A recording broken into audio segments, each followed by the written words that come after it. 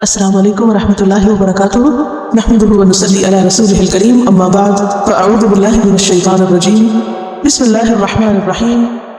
آیت نمبر 63 سے 73 تک، آیت 63 to 73. وَإِذْ أَخَذْنَا مِيثَاقَكُمْ وَرَفَعْنَا فَوْقَكُمُ الطُّورَ. یاد کرو وہ وقت جب ہم نے تم سے پکا عہد لیا.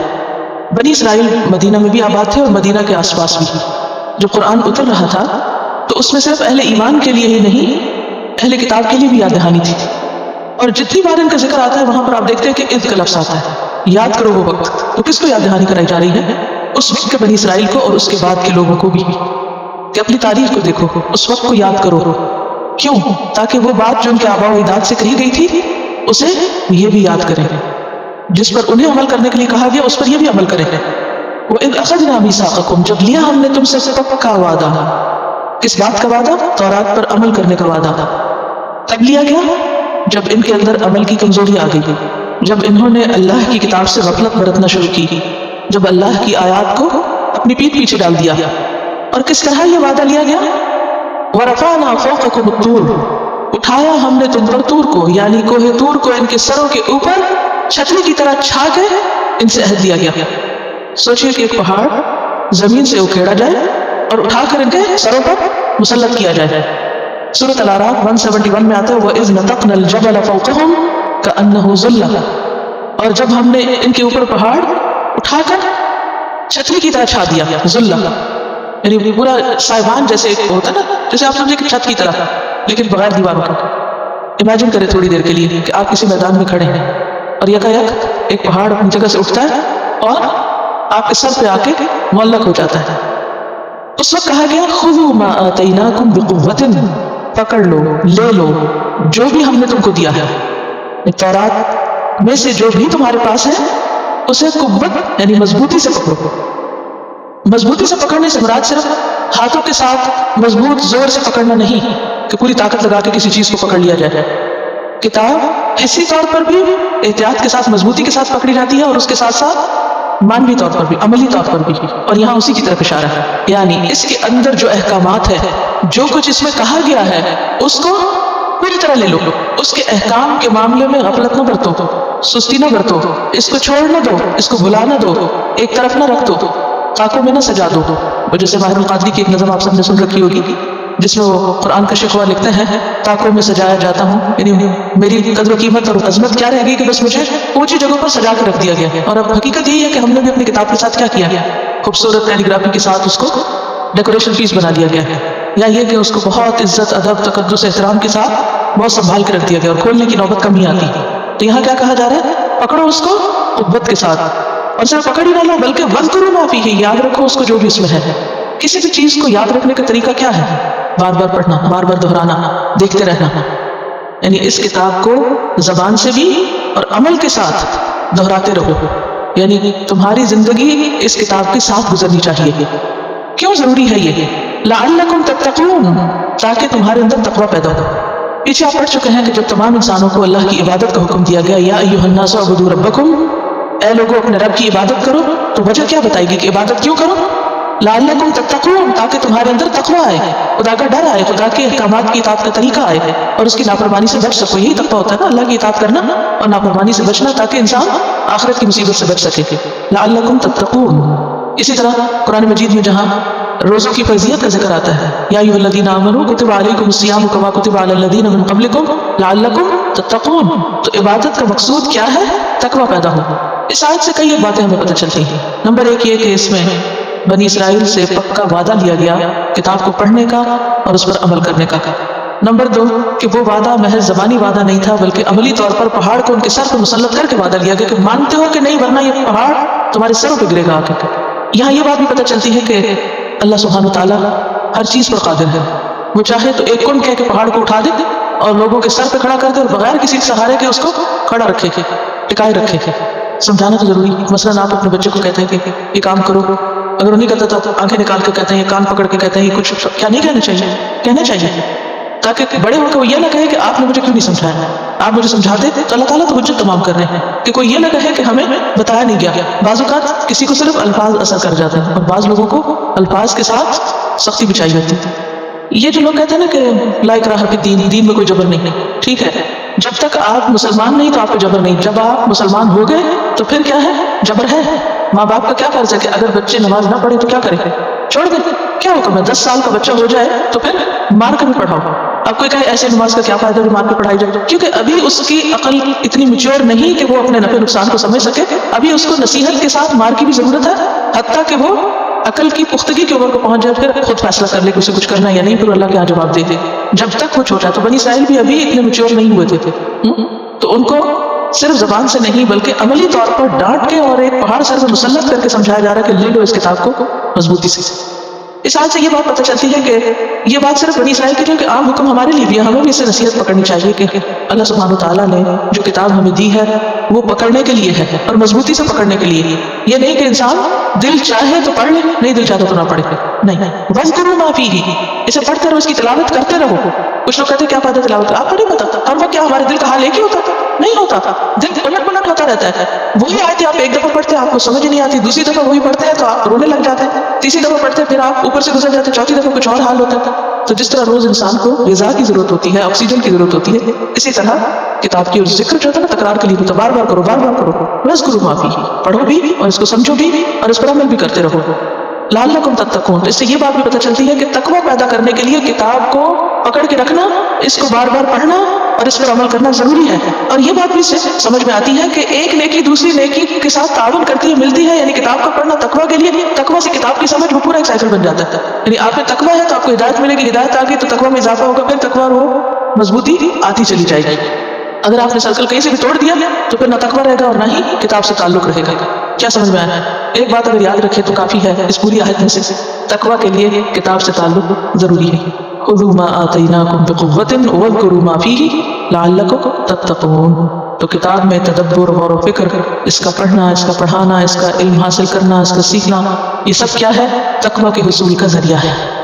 ثم تولیتم من بعد ذلک، پھر تم نے منہ موڑ لیا اس کے بعد، یعنی یہ پہاڑ سر پہ آنے اور اس اقرار کے کرنے کے بعد پھر بھول گئے تھے، اور بھولنا انسان کی نیچر ہے، انسان بھول جاتا ہے، اور اللہ بہت غفور رحیم ہے۔ فلولا فضل اللہ علیکم ورحمتہ، پھر اگر نہ ہوتا اللہ کا فضل تم پر اور اس کی رحمت، لکنتم من الخاسرین، تو تم خسارہ پانے والوں میں شامل ہوتے، تم لوزرز ہوتے۔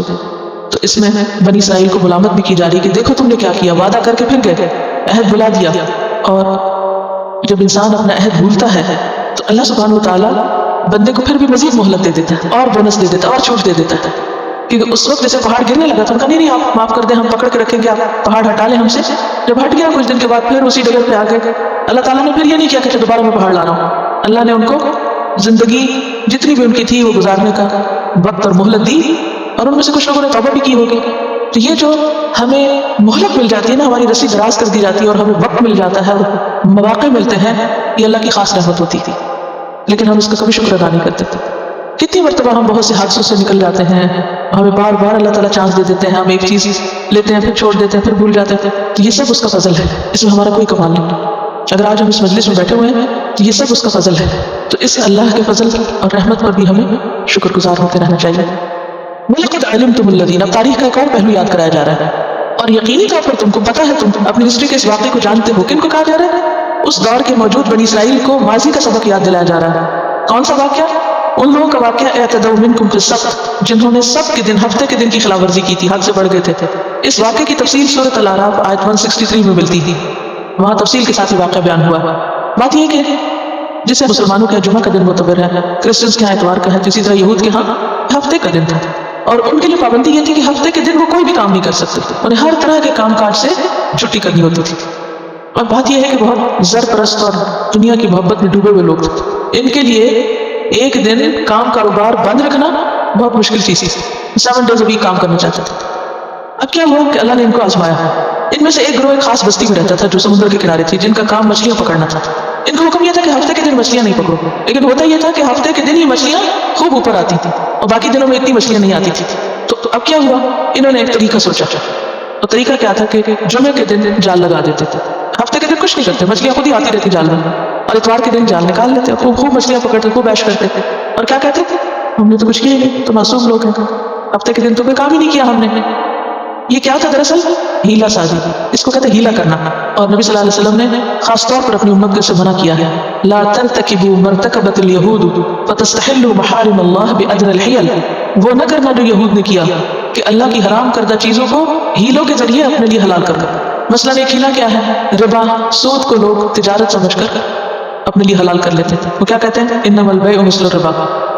تجارت میں بھی تو انویسٹمنٹ کرتے ہیں، اس میں بھی ہم بینک کو پیسہ دے دیتے ہیں اور بینک جو ہے وہ ہمارے لیے بزنس کرتا ہے. حالانکہ دونوں کی سچویشن میں بہت فرق ہے، لیکن اس کو اس کے ساتھ ملا کے حرام چیزوں کو اپنے لیے حلال کر لیتے ہیں. اسی طرح بعض لوگ تو اور بھی آگے ایکسٹریم پہ پہنچے ہوئے ہیں.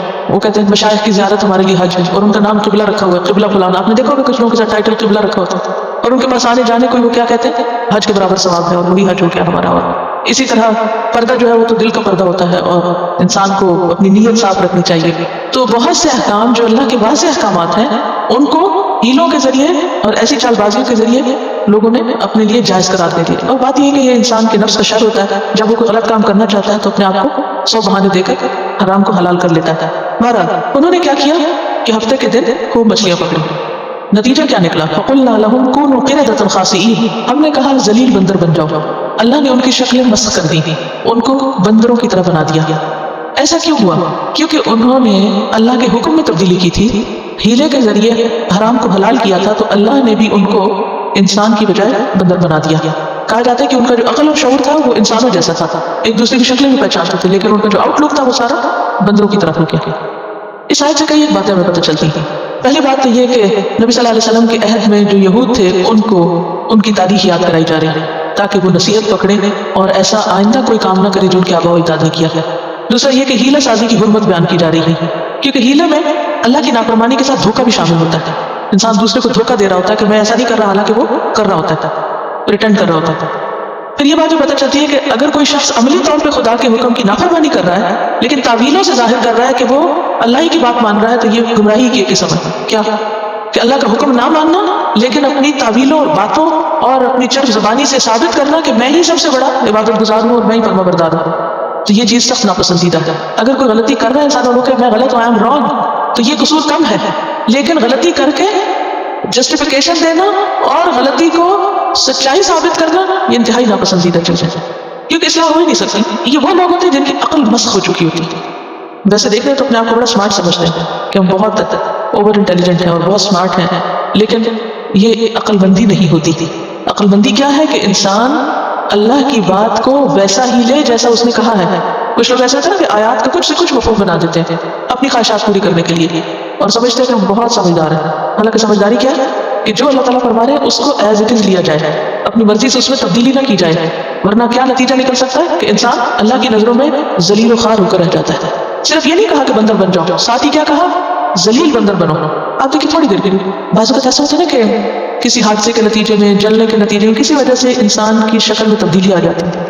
ایسا ہو جاتا ہے بعض اوقات، کوئی کٹ لگ جاتا ہے، کوئی ایکسیڈنٹ ہو جاتا ہے، خدا نخواستہ سب آنکھ ضائع ہو جاتی ہے، تو اس کے بعد لوگ کیا محسوس کرتے ہیں؟ چلیے وہ تو ایک بڑا حادثہ ہے، اگر وہ ہی نہیں، عموماً کیا ہوتا ہے کہ جب انسان بیمار ہو جاتا ہے یا بوڑھا ہو جاتا ہے تو اس کا وہ حسن نہیں رہتا جو جوانی میں ہوتا ہے. تو پھر جس کے ساتھ یہ ہوتا ہے اس کو کیسا لگتا ہے؟ ذرا حقیقت کی سطح پہ اتر کے دیکھیں کہ اگر خدا نخواستہ کسی کے منہ پہ کوئی چیز نکل آئی ہے، چھپتا ہی نہیں، کبھی کپڑے سے چھپاتے ہیں، بعض اوقات کسی کے بال اتر جاتے ہیں تو کیا کرتے ہیں؟ یہ کہتی کہ کل ان کے ہاتھ سے انک ان کے منہ پہ لگ گئی تو 2-3 لوگوں نے ان کو اشارے سے کہا کہ انک لگی ہوئی ہے، تو کہتی کہ میں باقاعدہ منہ پہ چھپا کے واش روم تک گئی. یہی ایکشن ہوتا ہے نا کہ جب پتہ چلے کہ منہ پہ وہ ہو گیا ہے جو اچھا نہیں لگ رہا تو انسان فوراً چہرہ چھپاتا تھا. جو مجرم لوگ ہوتے ہیں آپ نے دیکھا وہ فوراً اپنا منہ چھپا رہے ہوتے تھے کیونکہ ان کے اوپر ذلت کا پردہ آتا ہے. تو خود سوچیں کہ جب ان کے شکلیں بگڑ کر بندر بنی ہوگی تو ان کے لیے کتنی ذلت اور رسوائی کی بات ہوگی. آپ نے بعض اوقات دیکھا کہ فوٹو شاپ کے ذریعے لوگ لیڈرز کی شکلیں بگاڑ کے کچھ سے کچھ بنا کے ان کو پیش کرتے رہتے ہیں، اور بعض لوگ تو اپنی بھی بگاڑ رہے ہوتے ہیں. حالانکہ یہ خلق میں تبدیلی ہے، اللہ کے سوا کسی کو حق نہیں کہ وہ خواہ وہ تصویر کے ذریعے ہی کچھ اس طرح کا بگاڑ پیدا کرے. آج کل بچے اس کو بڑا کول سمجھتے ہیں کہ ہم اپنی شکل کو الٹا سیدھا بنا کے بہت ذہین ہے اور بہت ہم کو ٹرکس آتے ہیں کیا سے کیا کر سکتے ہیں، لیکن یہ کوئی عقل بندی کی بات نہیں. تو انہیں کہا گیا کہ ذلیل بندر بن جاؤ، اور اس سے پتہ یہ چلتا ہے کہ اس طرح کی شکل کا بگاڑ انسان کے لیے ذلت اور رسوائی کا سبب بھی ہے. بعض اوقات آپ نے دیکھا کہ جو لوگ بہت غلط کام کرنے والے ہوتے ہیں ان کے چہروں پہ ایک خاص قسم کی کرختگی سی آ جاتی ہے، کیونکہ چہرے دل کے عکاس ہوتے ہیں. تو انسان کو غلط کام کرتے ہوئے ڈرنا چاہیے کہ وہ چھپ نہیں سکتا، وہ چہروں پہ آ جائے گا، نفرتیں، محبتیں، سب کچھ چہروں پہ آ جاتا تھا. اسی طرح اللہ کے احکامات کی نافرمانی چہروں پہ آ جاتی تھی، چہرے بتاتے ہیں. وَجَعَلْنَاهَا نَكَالًا لِمَا بَيْنَ يَدَيْهَا وَمَا خَلْفَهَا، تو ہم نے ان کو عبرتناک چیز بنا دیا اس دور کے لوگوں کے لیے اور بعد کی جنریشنز کے لیے. اسی لیے اللہ تعالیٰ نے قرآن پاک میں ان کا ذکر کیا. وَمَوْعِظَةً لِّلْمُتَّقِينَ، اور متقین کے لیے ہم نے نصیحت کا ذریعہ بنایا ہے. اب یہاں دیکھیے کہ کچھ لوگوں کے لیے نکال ہے اور کچھ لوگوں کے لیے موعظہ ہے. بات یہ ہے کہ جب کوئی شخص عمل نہیں کرتا تو بسا اوقات اس کی سزا آخرت میں ہوتی ہے، لیکن دنیا میں بھی اللہ سبحانہ وتعالیٰ اس کو ایسی ایسی چیزوں سے دوچار کرتے ہیں کہ جس سے وہ خود بھی سبق سیکھے. یعنی جیسے کہتے ہیں نا، جھنجھوڑ کے اس کو کسی حادثے سے گزارتے ہیں تاکہ وہ ہوش میں آئے. اور بعض اوقات صرف اس کے اپنے لیے نہیں، وہ واقعہ دوسروں کے لیے بھی عبرت کا واقعہ ہو جاتا ہے. یعنی کچھ تکلیفیں ایسی ہوتی ہیں کہ جو انسان کے صرف اپنے لیے سبق نہیں ہوتی، دوسروں کے لیے بھی سبق بن جاتی ہیں. لوگ مدتوں اس کو یاد کر کر کے دوسروں کو نصیحت دلاتے ہیں. اور ایسے کئی ایک واقعات ہوتے ہیں، سورۃ یوسف میں آتا ہے، ان کے واقعات میں عبرت ہے عقل والوں کے لیے. ہر کہانی کا ایک ماڈل ہوتا ہے. عام طور پہ کیا کہتے ہیں، ایک سٹوری بیان کی جاتی ہے، پھر کہتے ہیں what's the moral in this story. اسی طرح اس کہانی میں بھی کیا ہے، عبرت ہے کہ ہم اس سے سبق سیکھیں گے. اور یہ عبرت جو ہے یہ عوام الناس کے لیے ہوتی ہے. عوام الناس کا ریئیکشن کیا ہوتا ہے؟ جیسے ٹیلی ویژن پہ کوئی خبر آتی ہے کہ فلاں جگہ پر یہ ہو گیا. بعض اوقات آپ نے دیکھا ہوگا کہ بہت شدید قسم کے ایکسیڈنٹس ہوتے ہیں. اچھا، لوگ اس کو پڑھتے ہیں، پھر کیا کرتے ہیں، تھوڑی دیر کے لیے عبرت پکڑتے ہیں. عبرت کیا؟ اچھا اس طرح نہیں ڈرائیونگ کرنی، یہ عبرت پکڑتے ہیں نا. زیادہ سے زیادہ اینالائز کرتے رہتے ہیں کہ وجہ کیا ہوئی، گاڑی کا ماڈل کیسا تھا، ڈرائیونگ کیسی تھی، ڈرنک تھا ڈرائیور یا نہیں، کیا تھا اور کیا نہیں. کچھ لوگ کہتے ہیں ڈرائیو کرتے ہوئے ڈرنک نہیں کرنا، بس وہ اتنا ہی سیکھتے ہیں اس سے. یہ عبرت ہوتی ہے، ٹھیک ہے. لیکن جو متقین ہوتے ہیں وہ نصیحت پکڑتے ہیں. کیا مطلب؟ کہ وہ ان کے عمل کو بدل دیتی ہے. کچھ لوگ ایسے واقعات سے صرف ظاہری اسباب اس میں ڈھونڈتے ہیں، وہ یہ نہیں دیکھتے کہ اس میں اللہ کا بھی اذن ہے، یہ مشیت ہے، یہ اللہ کی طرف سے ہی ہوا. اللہ کی بات ایک طرف رکھتے ہیں. اور کچھ لوگ جو ہیں اس سے نصیحت لیتے ہیں اور ان کی پوری زندگی تبدیل ہو جاتی ہے اس سے، اور یہ متقین ہوتے ہیں. اسی لیے یہاں ایک نکال کہا گیا اور ایک موعظہ کہا گیا. نصیحت صرف متقی اٹھاتے ہیں. آپ دیکھیں کہ موعظہ بھی دو طرح کی ہوتی ہے، ایک قونی اور شرعی. قرآن بھی موعظت ہے. سورۃ یونس میں آتا ہے یا ایھا الناس قد جاءتکم موعظۃ من ربکم، یعنی آیات جو ہے یہ بھی موعظہ ہوتی ہیں. اور اس طرح کے واقعات بھی موعظہ ہوتے ہیں، نصیحت ہوتے ہیں. تو جو لوگ عوام الناس ہوتے ہیں وہ کسی بھی واقعے سے صرف سرسری اور ظاہری اور وقتی سبق لیتے ہیں. لیکن جو متقی ہوتے ہیں، جن کے دلوں میں اللہ کی پہچان ہوتی ہے، جن کے دلوں میں اللہ کی محبت ہوتی ہے، جن کے دل نرم ہوتے ہیں، وہ ایسے واقعات سے دور تک متاثر ہوتے ہیں اور وہ ان کی پوری زندگی میں تبدیلی کا سبب بن جاتے ہیں. غیر متقی کو قرآن اور ایسے واقعات کوئی سبق نہیں سکھاتے تھے، ان کی زندگی میں کوئی تبدیلی نہیں لاتے تھے. لیکن متقی انسان کا حال فرق ہوتا ہے. سمجھ آئے؟ ایک ہی واقعہ ہے، ایک ہی چیز ہے، ایک شخص ایک نظر سے دیکھ رہا ہے، دوسرا دوسری نظر سے دیکھ رہا ہے. فرق کہاں ہے؟ نظر میں یا دل میں؟ دل میں. اور تقویٰ کہاں ہوتا ہے؟ دل میں ہوتا ہے. میٹھا پانی ایک شخص کو میٹھا لگتا ہے، دوسرے کو کسالا لگتا ہے، کڑوا لگتا ہے. فرق کہاں ہے؟ ٹیسٹ میں. پانی تو میٹھا ہی ہے. اگر کسی واقعے سے ہمارا دل نہ لرزے، قرآن کی آیتوں سے ہم سبق نہ سیکھیں، ہمارے دل کے اندر نہ اترے، تو فکر کرنی چاہیے نا کس بات کی؟ کہ تقویٰ نہیں ہے، اللہ کا خوف نہیں ہے. یہ ہو نہیں سکتا کہ دل نرم ہو، اللہ کا خوف ہو، اور پھر انسان قرآن پڑھے اور اس کی آنکھوں سے آنسو نہ بہے. ایک ہی قرآن ہوتا ہے. کچھ لوگ سنتے ہیں تو ان کی آنکھوں سے آنسو جاری ہو جاتے ہیں، اور کچھ لوگ سنتے ہیں اور ان کو سمجھ نہیں آتی کہ کہاں کیا گیا ہے. اسی لیے دعا مانگتے نا، اعوذ بک من قلب لا یخشع، اللہ میں ایسے دل سے پناہ چاہتی ہوں کہ جو ڈرے نہ، دبے نہ، عاجزی نہ اختیار کرے. اب ایک اور واقعہ ہے، اور وہ واقعہ کیا ہے؟ بنی اسرائیل کا ایک شخص مارا گیا. قاتل کا کچھ پتہ نہیں چلتا تھا. صحیح حدیث میں کوئی پتہ نہیں چلتا کہ وجہ کیا تھی مارے جانے کی، کس نے مارا، کیا ہوا. بہرحال یہ پتہ چلتا کہ مارا گیا. بھائی قتلتم نفسا. جو قاتل کا پتہ نہ چلا تو عام طور پہ ایسا ہوتا ہے نا کہ جو مجرم کا پتہ نہ چلے تو لوگ ایک دوسرے کو بلیم کرنے لگتے، کس نے کیا، کس نے کیا، کس نے کیا. ایک قبیلہ دوسرے پہلے کو بلیم کر رہا تھا. تو اللہ تعالیٰ نے اس معاملے کا حل بتایا کہ تم گائے ذبح کرو اور گائے کا ایک حصہ مقتول کے جسم پہ مارو اور اس سے معاملہ پتہ چل جائے گا. یہ حکم سنتے ہی بنی اسرائیل چونک اٹھے تھے، گائے ذبح کرے. اب ہوا کیا؟ اس کی تفصیل آپ دیکھیے. وَإِذْ قَالَ مُوسَىٰ لِقَوْمِهِ، جو موسیٰ نے اپنی قوم سے کہا، بنی اسرائیل سے، إِنَّ اللَّهَ يَأْمُرُكُمْ، کہ اللہ تم کو یقینی طور پہ حکم دیتا ہے، أَن تَذْبَحُوا بَقَرَةً، کہ گائے ذبح کرو. بنی اسرائیل فرعونیوں کے ساتھ رہ کر گائے کی محبت میں مبتلا ہو چکے کیونکہ وہ گائے کی پوجا کرتے تھے. بہت سی مشرک قوموں میں گائے کی پوجا ہوتی تھی, وہ بھی گائے کی پوجا کرتے تھے. تو ان سے کہا کہ تم گائے ذبح کرو. گائے کی محبت کی وجہ سے بچڑے کو معبود بنا بیٹھے تھے نا, یہ پیچھے آپ نے دیکھا, تو اس محبت کو دل سے نکالنا تھا کہ اس کو ذبح کرو. قالوا اتتخذنا ہزوا, کہنے لگے تو ہمیں نشانہ مذاق بناتا تھا, ہم سے کہہ رہے گائے ذبح کرو, یہ کیسے ہو سکتا ہے؟ حالانکہ پیغمبر کسی کا مذاق نہیں اڑایا کرتے تھے, اور خاص طور پر اللہ کے احکامات سنانے میں کبھی بھی مذاق کا طریقہ اختیار نہیں کر سکتے تھے. قال اعوذ باللہ, بولے میں اللہ کی پناہ چاہتا ہوں, ان اکون من الجاہلین, کہ میں جاہلین میں سے ہو جاؤں, میں ناسمجھ لوگوں میں سے ہوں, بیوقوف لوگوں میں سے ہوں. تو اس آیت سے یہ پتہ چلتا ہے کہ اللہ کے حکم کی تعظیم ضروری ہے. اور اللہ کے حکم کی تعظیم کیا ہے کہ جب اللہ کی آیات پڑھی جائیں تو اس وقت سنجیدگی اختیار کی جائے. اللہ کی آیات سناتے وقت ایک خاص وقار قائم رکھا جائے. اللہ کی آیات کو مذاق نہ بنایا جائے. بعض لوگ ان کو لطیفوں میں استعمال کرنے لگتے ہیں, یا غیر سنجیدہ باتیں کرتے ہیں قرآن کے بارے میں, یا غیر موضوع جگہ پر ان کو کوٹ کرتے ہیں جس سے لوگ ہنسنا شروع کر دیتے ہیں. تو یہ جاہلین کا کام ہوتا ہے, اور پیغمبر ایسا نہیں کیا کرتے تھے. ایک اور بات یہ پتہ چلتی ہے کہ موسیٰ علیہ السلام کس طرح لوگوں کے الزام کا جواب دیتے تھے. وہ کہتے ہیں اتتخذنا ہزوا, تو یہ جواب میں لڑائی نہیں شروع کر دیتے تھے. ان کا کتنا خوبصورت انداز, اعوذ باللہ ان اکون من الجاہلین. یہ نہیں کہا کہ میں مذاق نہیں اڑا رہا, یہ ایسے مذاق نہ سمجھو.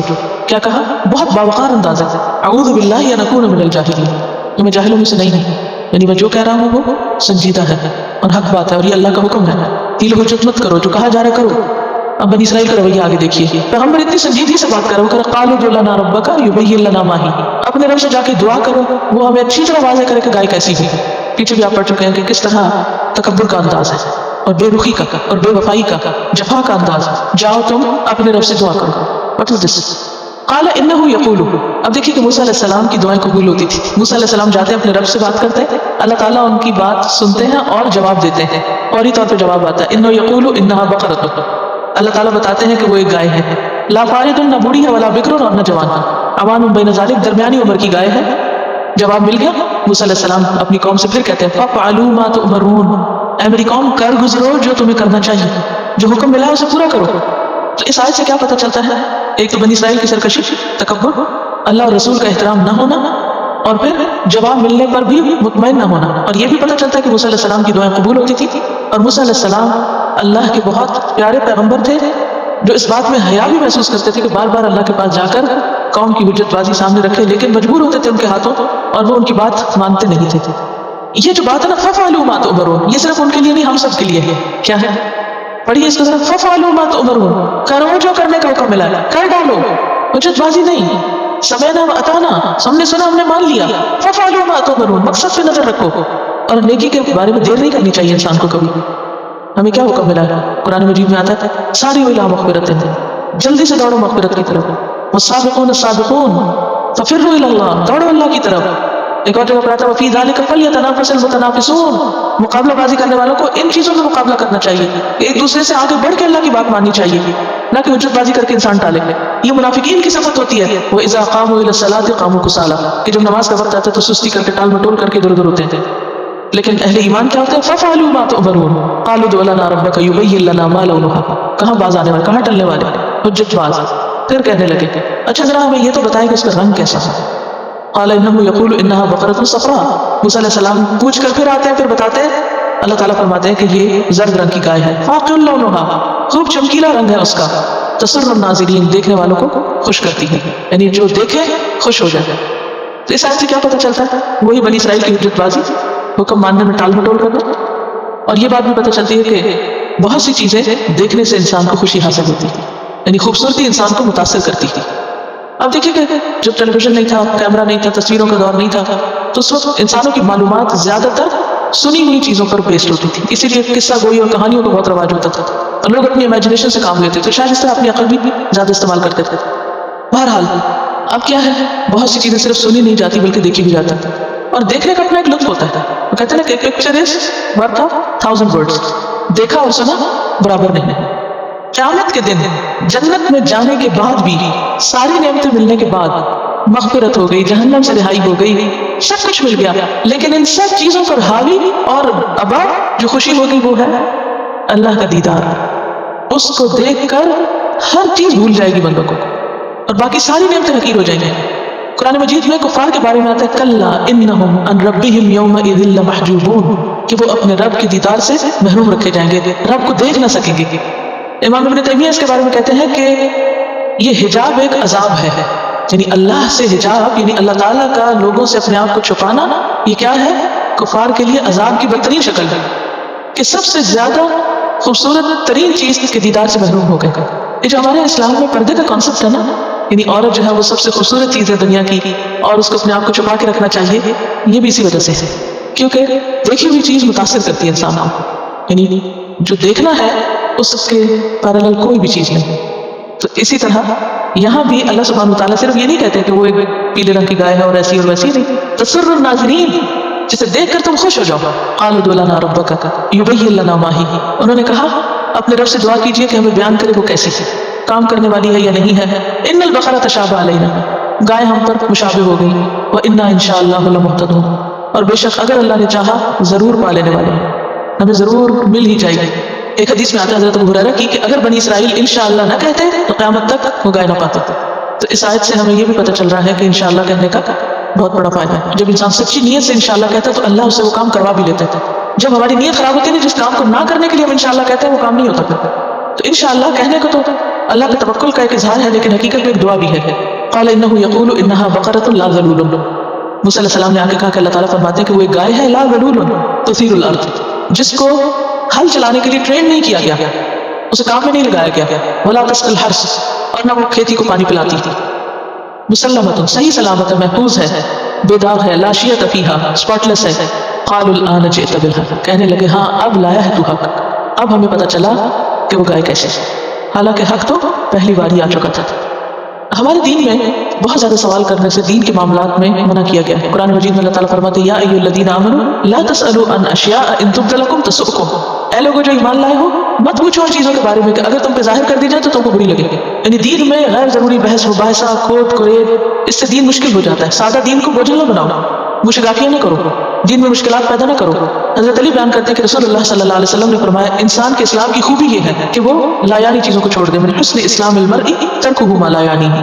حدیث میں آتا ہے سمعت النبی صلی اللہ علیہ وسلم یقول ان اللہ کرہ لکم ثلاثا قیل وقال واضاعۃ المال وکثرۃ السؤال، اللہ نے تمہارے لیے قیل و قال، یعنی کہ اس نے کہا ہی سیڈ شی سیڈ، اور مال ضائع کرنے کو اور بہت کوسچننگ کو ناپسند کیا، اللہ کو یہ پسند نہیں ہے۔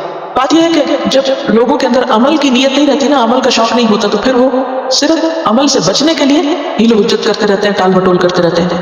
اچھا سوال وہ ہوتا ہے کہ جو انسان کو عمل کی طرف لے جائے، عمل کی قوت دے، اور غیر ضروری سوال یہ ہوتا ہے جس کا عمل سے کوئی تعلق نہ ہو۔ مثلا نوح علیہ السلام کی کشتی کا ذکر قرآن مجید میں آتا ہے، اگر کوئی یہ پوچھے کہ اس کی لمبائی کتنی تھی، چوڑائی کتنی تھی، تو یہ غیر ضروری سوال ہے۔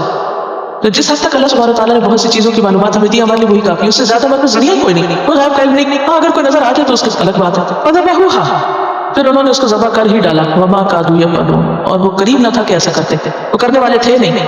تو اس آیت سے بنیادی طور پر کیا پتہ چلتا ہے کہ دین میں جتنے زیادہ سوال کیے جائیں اتنے ہی عمل زیادہ مشکل ہو جاتا ہے، لہذا ضروری ہے کہ انسان جتنی بات پتہ چلے اتنی کو لے لے اور عمل کر لے۔ اب وہ واقعہ بتایا جا رہا ہے جس کی وجہ سے گائے ذبح کرنے کا حکم دیا گیا تھا۔ وَإِذْ قَتَلْتُمْ نَفْسًا، جب تم نے ایک جان کو قتل کیا، فَادَّارَأْتُمْ فِيهَا، پھر تم اس میں ایک دوسرے کو بلیم کرنے لگے گے، واللہ مخرج ما کنتم تکتمون، اور اللہ نکالنے والا تھا جو تم چھپا رہے تھے۔ اس آیت سے یہ بات پتہ چلتی ہے کہ انسان اگر برے کام چھپ کے بھی کرتا ہے تو اللہ اس کو ظاہر کر دیتا ہے۔ اب دیکھیں کہ ہم جو کچھ بھی کرتے ہیں وہ ہمارے ہی اندر ریکارڈ ہو رہا ہے۔ جو ہمارا دل ہے نا، یہ ہارڈ ڈسک کی طرح ہے، جیسے کمپیوٹر ہوتا ہے نا، تو آپ کچھ بھی ٹائپ کریں تو کہاں سیو ہو جاتا ہے؟ ہارڈ ڈسک میں سیو ہو جاتا ہے۔ اب آپ اس کی فائل بنا لیتے ہو، جس کو کلک کرتے ہو کھل جاتا ہے، اور لوگوں سے چھپانے کے لیے آپ ان کو کوڈ کر دیتے ہیں کہ کوئی ہماری فائل نہ کھولے، لیکن اللہ کے لیے ڈی کوڈ کرنا کچھ بھی مشکل نہیں ہے۔ تو اس آیت سے بہت بڑا سبق یہ ملتا ہے کہ انسان غلط کام نہ کرے، خواہ چھپ کر ہی کیوں نہ، کیونکہ واللہ مخرج ما کنتم تکتمون، اللہ نکال کے رکھے گا جو بھی تم چھپاتے تھے۔ اور قیامت کے دن یوم تبلی السرائر، سارے راز کھول کے بیان کر دیے جائیں گے، سامنے لے آئے جائیں گے۔ لا تخفی منکم خافیہ، کوئی چھپی ہوئی چیز چھپی نہ رہے گی۔ اور اس دن کی ذلت اور رسوائی انسان کے لیے کیا ہے کہ چھپی ہوئی چیزیں سامنے آ جائیں۔ یہ اللہ کا خاص کرم ہے کہ انسان کے عیبوں پر پردہ ڈال دیتے۔ وَقُلْ نَضْرِبُوهُ بِبَعْضِهَا، ہم نے کہا اس کا بعض حصہ اس پہ مارو۔ كَذَلِكَ يُحْيِي اللَّهُ الْمَوْتَى، اللہ اسی طرح مردوں کو زندہ کر دے گا، یعنی جیسے اس مقتول کو زندہ کر دیا گیا، کیونکہ کہا جاتا ہے جو ہی وہ گائے کا ٹکڑا مارا مقتول اٹھ بیٹھا اور اس نے اپنے قاتل کا نام بتا دیا۔ اس واقعے سے اللہ تعالیٰ سبق سکھانا چاہتے تھے بنی اسرائیل کو کہ تمہارا جو آخرت پر ایمان کمزور ہو چکا ہے، تو اس واقعے سے سبق سیکھو، قیامت کے دن اللہ تم کو اسی طرح اٹھا دے گا۔ وَيُرِيكُمْ آيَاتِهِ، اور وہ دکھاتا ہے تم کو اپنی نشانیاں، لَعَلَّكُمْ تَعْقِلُونَ، تاکہ تم عقل سے کام لو، تم سمجھو، بات کی حقیقت کو پاؤ، غور کرو۔ تو اس گائے کے واقعے سے بہت سے سبق ملتے ہیں، جن میں سے ایک تو یہ ہے کہ انسان کو اللہ کا حکم سیدھا سیدھا مان لینا چاہیے، دین میں بہت حجت بازی نہیں کرنی چاہیے۔ ایک اور بات یہ ہے کہ اس میں دوسری زندگی کا ثبوت بھی ملتا ہے۔ وہ سمجھ رہے تھے کہ گائے کو ذبح کرنا، جو ان کا معبود ہے خدا نخواستہ وہ اس کو ذبح کر دیں گے تو اس سے مقتول کا قاتل پتہ چل جائے گا۔ تو اللہ نے اپنی نشانی دکھا دی کہ تم سمجھتے تھے کہ گائے کو ذبح کر کے مصیبت آئے گی، معبود کے ساتھ بدسلوکی کی ذبح کی شکل میں تو کوئی شامت آ جائے گی، دیکھو اللہ نے تمہارا ایک بہت بڑا مسئلہ جس کی وجہ سے مزید قتل ہو جاتے، قاتل کا پتہ نہ ہونے کی وجہ سے بہت سا فساد ہو جاتا ہے، اس سے تمہیں نکال لیا۔ یعنی گائے کا ذبح ہونا مقتول کے زندہ ہونے کا سبب بن گیا۔ ایک اور بات یہ ہے کہ انسان کو ہمیشہ مقصد پر نظر رکھنی چاہیے کہ جس مقصد کے لیے جو حکم دیا جا رہا ہے اس کو انسان پورا کرے اور ادھر ادھر کی فالتو باتوں سے بچے، فوکس رہے۔ اور سب سے بڑا سبق یہ کہ قیامت کے دن اللہ ہم سب کو دوبارہ زندہ کرنے والا ہے اور ایک ایک چیز کھول کے بیان کر دے گا جو بھی کسی نے کی۔ تو اللہ تعالی ہم سب کو اس دن کی رسوائی سے بچائے۔ وآخر دعوانا ان الحمد للہ رب العالمین۔ سبحانک اللہم وبحمدک، نشہد ان لا الہ الا انت، نستغفرک ونتوب الیک۔